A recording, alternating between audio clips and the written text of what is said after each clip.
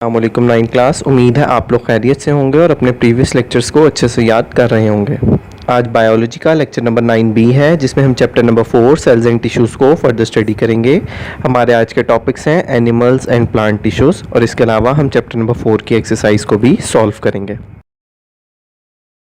तो सबसे पहले हमारे पास टॉपिक आता है एनिमल एंड प्लांट टिश्यूज़ का।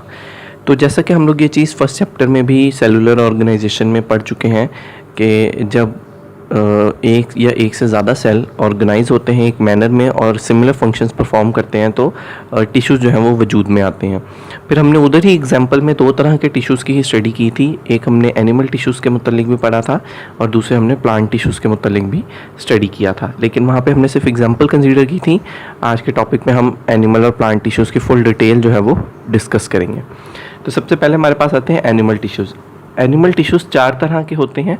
पहला एपिथेलियल टिश्यू है, दूसरा कनेक्टिव, तीसरे मसल टिश्यू और चौथे नर्वस टिश्यू। तो सबसे पहले एपिथेलियल टिश्यू है। Epithelial tissue cover the outside of body and lines organs and cavities. The cell in this tissue are very closely packed together. This tissue has many types on the basis of the shape of cell as well as the number of cell layers. तो epithelial tissue ऐसे tissues होते हैं हमारी body को जो outside से cover करते हैं, यानी बाहर वाली तरफ से हमारी बॉडी पे कवर करते हैं। आप इसे सिंपली स्किन टिश्यूज़ भी कंसीडर कर सकते हैं। And lines organ and cavities, और हमारी बॉडी में जो कैविटीज़ हैं या ऑर्गन्स हैं, हमारे बॉडी के जो डिफरेंट इंटरनल पार्ट्स हैं, उनकी भी लाइनिंग, यानी जो आप कह सकते हैं कि आउटर लेयर है, उसको जो है वो बनाते हैं। ये जो टिश्यूज़ हैं इनमें जो सेल्स हैं वो बहुत क्लोजली पैक होते हैं और इनकी शेप की बेस पे इनको मुख्तलिफ टाइप्स में हमने डिवाइड किया, जिसमें से हमारे पास सबसे पहले स्क्वेमस एपिथेलियम, फिर क्यूबॉइडल एपिथेलियम, स्ट्रेटिफाइड, इसके अलावा कॉलमनार एपिथेलियम और सीलिएटेड कॉलमनार एपिथेलियम। तो एक एक करके इनको स्टडी करते हैं। Squamous epithelium consists of a single layer of flat cells. It is found in lungs, heart and blood vessels. Here it allows the movement of material across it. तो squamous epithelium ऐसी आप diagram में भी देख सकते हैं कि ये एक सिंगल लेयर होगी फ्लैट सेल्स की, चपटे सेलों की, जो कि पाए जाते हैं हमारे लंग्स में, हार्ट में और डिफरेंट ब्लड वेसल्स में। ब्लड वेसल्स ऐसे हमारी बॉडी के जो हैं वो वेन्स हैं या आर्टरीज़ हैं या कैपिलरीज हैं, जो कि हमारे ब्लड को कैरी करके एक जगह से दूसरी जगह ले जाती हैं। स्क्वेमस एपिथेलियम एक ऐसी लेयर है या टिश्यूज़ की ऐसी टाइप है जो कि movement of material across it allow करते हैं, यानी ये अपने आर पार मटेरियल को आने जाने की इजाज़त देती है। इसके बाद आते हैं cuboidal epithelium. Consist of a single layer of cube shaped cells. इसमें सेल जो मौजूद होंगे वो क्यूब शेप के होंगे, और क्यूब आपको पता है जिस तरीके से हमारे पास आइस होती है वो भी क्यूब शेप की ही होती है। It is found in kidney tubes, small glands where it makes secretion. और पाए कहाँ जाते हैं हमारी किडनी ट्यूब्स में, जैसे कि हम लोगों को पता है कि हमारे किडनी ट्यूब्स में यूरिथ्रा जो है वो इंक्लूड होती है। इसके अलावा वजाइना और रेनल पेल्विस जैसे स्ट्रक्चर्स में जो हैं ये क्यूबॉइडल एपिथेलियम मौजूद होंगे। इसके अलावा हमारी बॉडी में स्मॉल ग्लैंड्स, ऐसे हमारे बॉडी में कुछ इस तरह के पार्ट्स मौजूद होते हैं, आप सिंपली कह लीजिए, जो कि सिक्रीशंस करते हैं, मुख्तलिफ केमिकल्स को रिलीज़ करते हैं ताकि हमारी बॉडी जो है वो प्रॉपर वर्क कर सके, और हम उन केमिकल्स को जो है वो हार्मोन कहते हैं। आप लोग अपने पहले लेवल पर भी स्टडी कर चुके होंगे। तो क्यूबॉइडल एपिथेलियम जो है वो उन ग्लैंड्स में भी मौजूद होंगे। इसके बाद आते हैं हमारे पास columnar epithelium has elongated cell found in alimentary canal, gall bladder where it makes secretion. तो हमारे पास कॉलमनार में जो है वो एलोंगेटेड यानी लंबे सेल मौजूद होंगे, और हमारी एलिमेंट्री कैनाल जो कि हमारे माउथ से स्टार्ट होकर हमारी एनल ओपनिंग यानी लास्ट ओपनिंग तक जाती है, हमारे ये कॉलमनार एपिथेलियम उसमें मौजूद होंगे। इसके अलावा हमारे गाल ब्लैडर में मौजूद होंगे, जहाँ पे ये भी सिक्रीशंस में हेल्प करेंगे, डिफरेंट केमिकल्स रिलीज़ करने में हेल्प करेंगे। But it depends either this secretions are useful और हार्मफुल फॉर अस, हमारे लिए फ़ायदेमंद है या नुकसानदेह है। Ciliated columnar epithelium has elongated cells with cilia. नाम से जाहिर है कि ये सेल्स ऐसे सेल होंगे जिन पे सीलिया मौजूद होगा। It is present in trachea and bronchi and propels mucus. ये हमारे ट्रैकिया और ब्रोंकाई में मौजूद होंगे और हमारे म्यूकस को जो है वो रोकेंगे या अपने अंदर रखेंगे। और इनके ऊपर सीलिया का जिक्र हुआ कि इनके ऊपर सीलिया मौजूद होता है, तो ये थ्रेड लाइक स्ट्रक्चर्स होते हैं जो कि हमारे सेल्स के ऊपर मौजूद होते हैं। Stratified squamous epithelium has many layer of flat sales. It is present in the lining of oesophagus and mouth and also over the skin. It protects the inner parts. तो हमारे पास लास्ट टाइप आ रही है stratified squamous epithelium. ये बिल्कुल इसी तरीके से होंगे जैसे हमने सबसे फर्स्ट टाइप पढ़ी थी स्क्वेमस एपिथेलियम की, लेकिन इसमें क्या होगा कि वहाँ पे हमने सिंगल लेयर पढ़ी थी, यहाँ पे फ्लैट सेल्स की लेयर्स ज़्यादा हो जाएंगी। और ये कहाँ पे मौजूद होते हैं? हमारे ईसोफिगस यानी हमारे फूड पाइप में, जिससे हमारा खाना जो है वो हमारे स्टमक तक जाता है और हमारे माउथ, हमारे मुँह में। इसके अलावा स्ट्रेटिफाइड स्क्वेमस एपिथेलियम हमारी स्किन पर भी मौजूद होते हैं और ये हमारे इनर पार्ट्स को महफूज करते हैं। नेक्स्ट आता है हमारे पास कनेक्टिव टिश्यूज़। तो जैसा कि नाम से ही जाहिर है कि ये टिश्यूज़ हमारी बॉडी में कनेक्शन पैदा करने के लिए हेल्पफुल होंगे। ये जो हमारे कनेक्टिव टिश्यूज़ होते हैं ये हमारे ओवरऑल बॉडी में जो है वो इस तरीके से फैले होते हैं कि हमारे डिफरेंट जो आगे हम पार्ट्स पढ़ने वाले हैं उनके एंड पे मौजूद होते हैं। मिसाल के तौर पर common example of this tissues are cartilage found around the ends of bone in external ear, nose, trachea, etc. अब अगर हम बात करते हैं कार्टिलेज की, ये हमारी बॉडी में जो है वो कनेक्टिव टिश्यू होता है जो कि हमारी बोन के एंड पे मौजूद होता है। हमारी ईयर, नोज़, आप ट्रैकिया, हमारा विंड पाइप, यानी जो भी ऐसी बोन होगी जो कि नरम होगी, जिसे आप सिंपली नरम हड्डी कह सकते हैं, ये उधर जो है ये हमारे टिश्यूज़ मौजूद होंगे। इसके अलावा बोन जो है हमारा खुद एक कनेक्टिव टिश्यू है और इसके अलावा ब्लड भी जो है वो हमारी बॉडी में मुख्तलिफ कनेक्शंस पैदा करते हैं। तो ये कनेक्टिव टिश्यूज़ कार्टिलेज पे मौजूद हो सकते हैं, बोन पे मौजूद हो सकते हैं और ब्लड में भी मौजूद हो सकते हैं। The adipose tissue found around kidneys under skin in abdomen, etc, is also a type of connective tissue that provides the energy and support organ। जबकि अगर दूसरे टाइप के टिश्यूज़ की बात की जाए जो कि एडिपोज टिश्यू हैं, ये हमारी किडनी में मौजूद होंगे। हमारी स्किन की सेकंड लेयर जो है वो एडिपोज टिश्यू की होती है। सबसे पहले हमारी यानी एपिथेलियल टिश्यूज़ आते हैं और उसके बाद एडिपोज टिश्यू आते हैं, और एब्डोमेन और हमारे स्टमक में। It is also type of connective tissues, it provides energy and support organs, और ये हमें एनर्जी प्रोवाइड करते हैं और इसके अलावा हमारे बाकी ऑर्गन्स को साथ साथ सपोर्ट भी करते हैं। जैसे कि हमारी बोन जो है वो हमारे एज अ स्केलेटन में जो है वो यूज़ होती है और फिर हमारी पूरी बॉडी को ही सपोर्ट करती है। इसके बाद हमारे पास आते हैं muscle tissue, consist of bundles of long cells called muscle fibres. It is the most abundant tissue in an animal. The cell of this tissues have the ability to contract. They are three kind of muscle tissues. Muscle tissues का जिक्र आता है, इसमें long sales हमारे पास होते हैं जिन्हें हम मसल फाइबर्स का नाम देते हैं। जिसे आप रेशेदार यानी फाइबर जो हैं वो रेशेदार मसल्स आप सिंपली से कंसीडर कर सकते हैं। ये सबसे ज़्यादा पाए जाने वाले टिश्यूज़ हैं किसी भी एक जानदार, किसी भी एक एनिमल में, और इनमें एबिलिटी ये होती है कि ये कॉन्ट्रैक्ट और रिलैक्स कर सकते हैं, यानी सुकड़ भी सकते हैं और रिलैक्स करके फैल भी सकते हैं। स्केलेटल मसल्स और striated muscles are attached to bones. Skeletal muscles ऐसे मसल्स होंगे जो कि हमारी बोन से जुड़े हुए होंगे। Their cells are striated, striped and contain many nuclei. They are responsible for the movement of bone. इनमें बहुत सारे न्यूक्लाइज होंगे और इनके जो सेल्स हैं वो स्ट्रिप फॉर्म में मौजूद होंगे, यानी अलाइन मैनर में, या तो लेयर लगी हुई होगी अपर साइड पे या साइड टू साइड ये मौजूद होंगे, और इनमें एक से ज़्यादा न्यूक्लियस जो है एक सेल में मौजूद हो सकता है। They responsible for the movement of bone, और ये रिस्पॉन्सिबल होते हैं हमारी बोन की मूवमेंट के लिए। Smooth muscle are found in the walls of alimentary canal, urinary bladder, blood vessels, etc. They contain smooth cells each with a single nucleus. They are responsible for the movement of substances. और ये जो smooth muscles हमारे होते हैं ये ऐसी body parts पे पाए जाते हैं जो कि खुद भी इवन स्मूथनेस से काम कर रहे हो, या आप ये कह लीजिए कि खुद भी बहुत फ्रेजाइल, बहुत नरम और इलास्टिक हो। मिसाल के तौर पे एलिमेंट्री कनाल हमारी जो भी पहले भी जैसे आपको बताया है कि एलिमेंट्री कनाल हमारी माउथ ओपनिंग से एनल ओपनिंग तक जो ट्यूब कंसीडर होती है वो हम उस एलिमेंट्री कनाल कहते हैं। तो ये जो एलिमेंट्री कनाल है ये बहुत फ्रेजाइल, बहुत नरम होती है। इसके अलावा अगर बात करें यूराइनरी ब्लैडर की, क्योंकि ये स्टोरेज है जहाँ पे यूराइन की स्टोरेज होती है, तो ये भी बहुत ज़्यादा जो है वो आप कह सकते हैं कि नरम होता है, जिसकी वजह से ये ज़्यादा से ज़्यादा फैल कर यूराइन को जो है वो स्टोर करता है। इसके अलावा ब्लड वेसल्स, हमारी खून की शरियानें जो हैं ये भी नरम होती हैं, इसी वजह से हमारा जो ब्लड है वो एक प्रेशर से इसमें ट्रैवल कर पाता है और ये बर्स्ट नहीं करती। तो स्मूथ मसल्स हर उस पार्ट में मौजूद होंगे जो हमारी बॉडी में सबसे फ्रेजाइल, बहुत नाजुक या बहुत ही स्मूथ हिस्सा होगा। इनमें लेयर वाइज सेल मौजूद नहीं होते, यानी स्ट्रिप्ड सेल मौजूद नहीं होते, हर एक में एक एक न्यूक्लियस ही मौजूद होगा और ये सब्सटेंस की मूवमेंट में हेल्प करते हैं। जैसे कि ब्लड वेसल्स हैं तो ये ब्लड मूव करवा रही हैं, एलिमेंट्री कनाल है तो ये फूड मूव करवा रहा है, यूराइनरी ब्लैडर है तो वो यूरिन मूव करवाने में हेल्प करेगा। इसके बाद आते हैं कार्डियक मसल्स। तो कार्डियक मसल्स नाम से जाहिर है कि ये ऐसे मसल्स होंगे जो कि हार्ट और हार्ट से रिलेटेड स्ट्रक्चर्स में जो हैं वो मौजूद होंगे। ये भी स्ट्रिप्ड सेल्स होते हैं, यानी इनकी भी लेयर्स होंगी, either upper side, lower to upper side और साइड टू साइड, डिपेंड करता है। But there is a single nucleus in each cell, लेकिन हर सेल में जो है वो एक एक ही न्यूक्लियस मौजूद होगा और ये हार्ट बीट प्रोड्यूस करते हैं। Skeletal muscles are voluntary in action, i their contraction is under the control of our will. Skeletal muscles की जो मूवमेंट होती है वो हमारी मर्ज़ी से आप कह सकते हैं, या हमारी सूझबूझ के अमल को शामिल करके जो है वो की जाती है, यानी इसमें हमारा अमल दखल होता है, अगर हम चाहें तो उसको रोक सकते हैं। Smooth and cardiac muscles are involuntary in action, their contraction is not under the control of our will. और जबकि अगर स्मूथ मसल्स की मूवमेंट की बात करें तो ये इनवॉलेंट्री होते हैं, अगर हम सोच के इसे रोकना भी चाहें तो नहीं रोक सकते। मिसाल के तौर पे अगर हम हार्ट बीट की बात करते हैं तो हार्ट बीट हम चाह कर भी जो है वो नहीं रोक सकते। इसके बाद हमारे पास आता है नर्वस टिश्यूज़।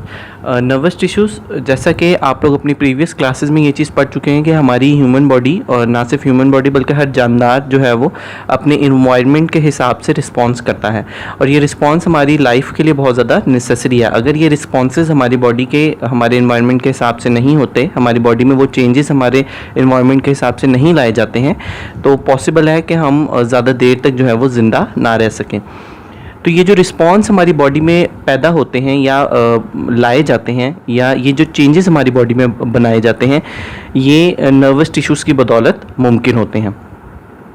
ये नर्वस टिश्यूज़ ही पूरी बॉडी में एक दूसरे से कोऑर्डिनेट करते हैं और एज अ रिज़ल्ट एक प्रॉपर रिस्पांस जो है वो पैदा होता है। मिसाल के तौर पर अगर हमारे किसी भी बॉडी पार्ट के करीब इन्वायरमेंट में चेंज आया है तो ये नर्वस टिश्यूज़ कोऑर्डिनेट करके उस मैसेज, उस चेंज हुए हुए मैसेज को भेजेंगे हमारे ब्रेन तक। ब्रेन फिर उस पर वर्क करेगा और वर्क करके जो मैसेज है वो दोबारा उस बॉडी पार्ट तक जाएगा, ताकि वो जो एक रिस्पॉन्स है वो प्रोड्यूस किया जा सके उस बॉडी पार्ट में।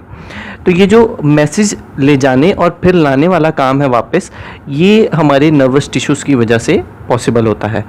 ये नर्वस टिश्यूज़ हमारे नर्व सेल्स से मिलकर बने होते हैं, जिसे हम सिंपली न्यूरॉन्स का नाम देते हैं। ये न्यूरॉन्स मैसेज कैरी करते हैं, केमिकल मैसेज कैरी करते हैं, जिसे हम नर्व इम्पल्स का नाम भी देते हैं। नर्वस टिश्यूज़ हमारे ब्रेन और स्पाइनल कॉर्ड में मौजूद होंगे, और एज अ रिज़ल्ट क्या होगा कि हमारी बॉडी में मुख्तलिफ रिस्पॉन्सेस पैदा करने में हेल्पफुल होंगे। इसके बाद हमारे पास आते हैं प्लांट टिश्यूज़। जैसे कि हम लोगों ने एनिमल टिश्यूज़ की 4 टाइप्स को भी स्टडी किया, इसी तरीके से प्लांट टिश्यूज़ भी 2 मेजर पार्ट्स में डिवाइड किए गए हैं। एक है हमारे पास सिंपल टिश्यूज़ और दूसरे हैं कंपाउंड टिश्यूज़। तो सबसे पहले सिंपल टिश्यूज़ को स्टडी करते हैं।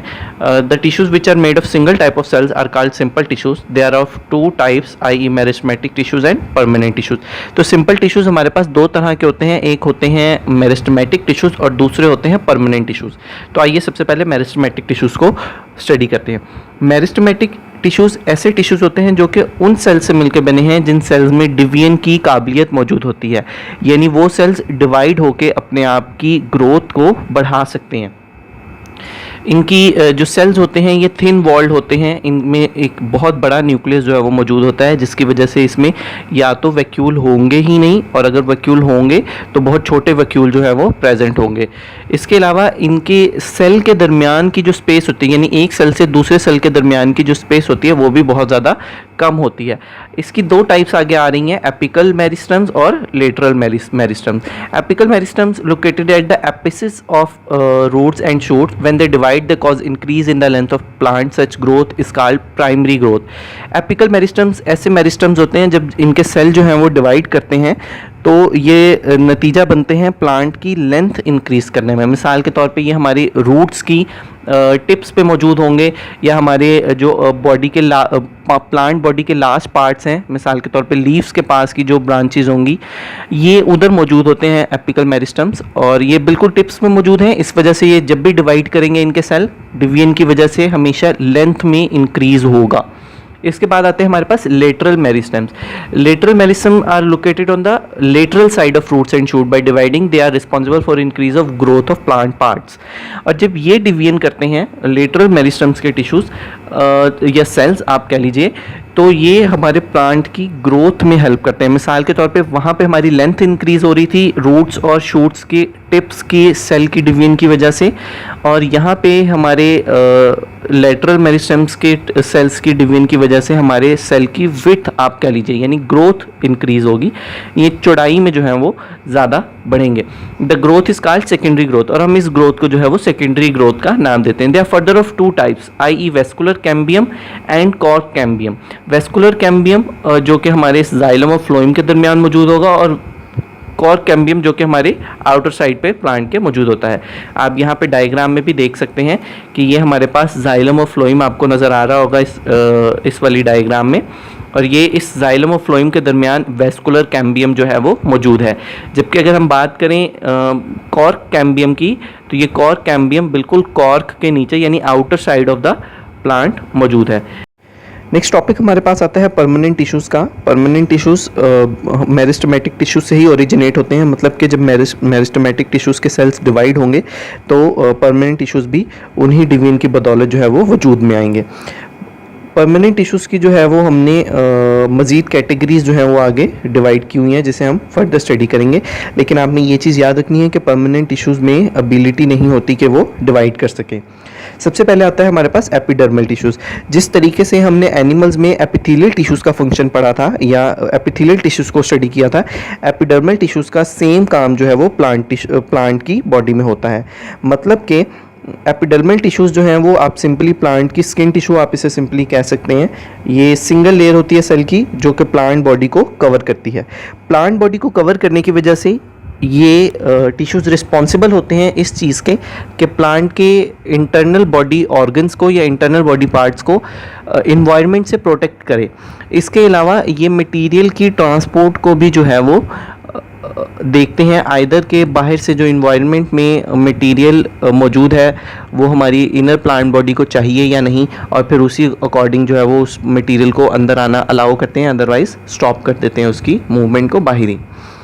इसके अलावा ये चीज़ बताई जा रही है कि ये हमारी बॉडी के हमारे प्लांट बॉडी में जो है वो क्यूटिन रिलीज़ करती हैं एपिडर्मल टिश्यूज़ ही।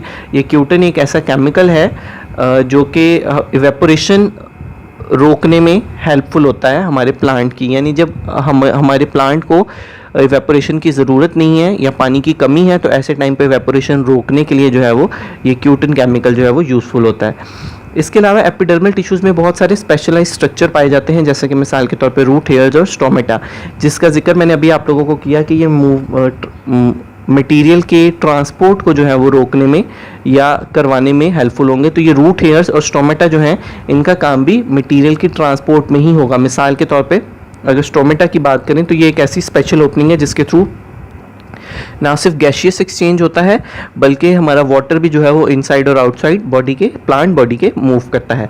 इसके अलावा रूट हेयर्स की बात करें तो रूट हेयर्स जो हैं वो रिस्पॉन्सिबल होते हैं absorption of water and minerals from the ground के। इसके बाद हमारे पास आता है ground tissues. Ground tissues are simple tissues made up of parenchyma cells. Parenchyma cells are the most abundant cells in plant. Overall, they are special but flat at point of contact. They have thin primary cell walls and have large vacuoles for storage of food. In leaves, they are called mesophyll and are the sites of photosynthesis. In other parts, they are sites of respiration and protein synthesis. तो ground tissues parenchyma sales से मिलकर बने होते हैं। Parenchyma sales ऐसे sales हैं जो कि प्लांट बॉडी में सबसे ज़्यादा पाए जाने वाले सेल होते हैं। इन सेल्स में जो है सबसे स्पेशल चीज़ ये है कि इनमें न्यूक्लियस जो है वो साइड पे पुश हुआ होगा और लार्ज वैक्यूल्स मौजूद होंगे ताकि इनमें फूड की स्टोरेज जो है वो ज़्यादा से ज़्यादा की जा सके।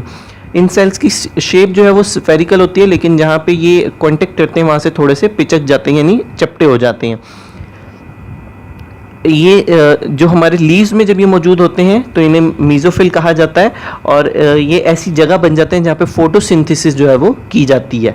इन other parts their sites of respiration and protein synthesis. जबकि अगर ये प्लांट के दूसरे किसी हिस्से में मौजूद होंगे तो ये वहाँ पे रेस्पिरेशन और प्रोटीन सिंथेसिस का काम करेंगे, लेकिन अगर ये लीव्स में मौजूद होंगे तो ये फोटोसिंथेसिस का अमल सरंजाम देंगे। इसके बाद हमारे पास आते हैं support tissues. The tissues provide strength and flexibility to plants, they are further of two types. ये टिश्यूज जो हैं वो हमारे नाम से जाहिर है कि ये प्लांट को फ्लेक्सिबिलिटी के साथ साथ सपोर्ट प्रोवाइड करेंगे। दो टाइप्स हैं इनकी, एक कॉलनकाइमा है और एक पैरेन्काइमा है। They are found in cortex beneath epidermis of young stems and in the midrib of leaves and in petals of flower. They are made of elongated cells with unevenly thickened primary cell walls. They are flexible and function to support the organs in which they are found. तो ये cortex यानी छाल के नीचे जो है वो मौजूद होंगे हमारी प्लांट टिश्यूज़ के। प्लांट की बॉडी की जो छाल होती है, यानी आप जिसे सिंपली एपिडर्मस लेयर कह सकते हैं, उन एपिडर्मस के नीचे जो है वो कॉलनकाइमा सेल्स की एक लेयर मौजूद होती है। ये या तो लीव्स के मिड रिब्स में भी पाए जाते हैं, यानी जो आप अगर कभी पत्ते को देखेंगे तो उसके बीच में जो है वो एक लाइन जा रही होती है, उसे हम मिड रिब कहते हैं। वो मिड रिब भी जो है वो कॉलनकाइमा टिश्यूज से मिलके बनी होगी, या पेटल्स ऑफ फ्लावर में भी कॉलनकाइमा टिश्यूज जो है वो मौजूद होते हैं। इसके अलावा ये इलोंगेटेड सेल्स होते हैं जो कि ज्वाइन करते हैं और कॉलनकाइमा टिश्यूज बनाते हैं।